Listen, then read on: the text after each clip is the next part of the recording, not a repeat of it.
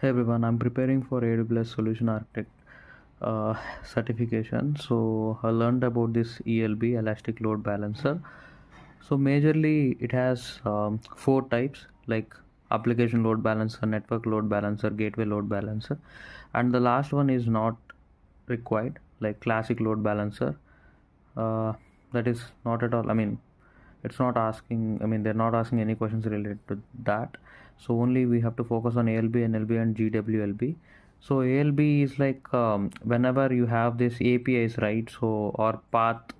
So let's say URL you have. So whenever you have to deal with such kind of things, you have to go ahead with this ALB, majorly related to HTTP and HTTPS. So that path, and after that regarding NLB, so whenever in whatever questions they give, if they mention TCP or UDP, then you have to go ahead with this NLB.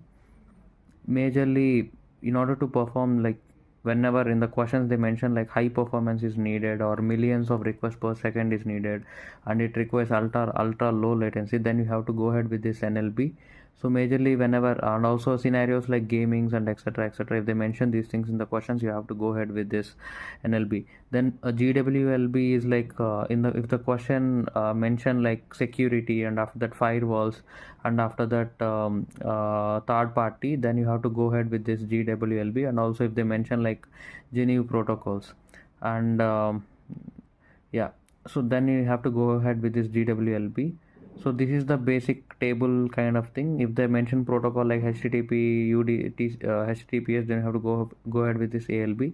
If they mention TCP or UDP, you have to go ahead with the NLB. And if it is Geneva, then you have to go ahead with this GWLB. And if the path is this, then go with ALB. Then if the performance is extreme, then you have to go ahead with this NLB. And if it is use case is web apps or APIs, go ahead with this ALB. Then if it is gaming or IoT, NLB. Then if it's firewalls or IDS, then this security, then you have to go ahead with this GWLB.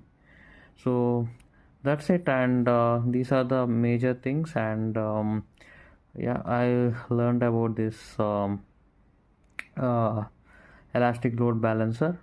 And yeah, you can combine, so ALB with NLB also. That kind of scenario is also possible. Just understand this, and yeah, that's it. We'll see you in the next tutorial.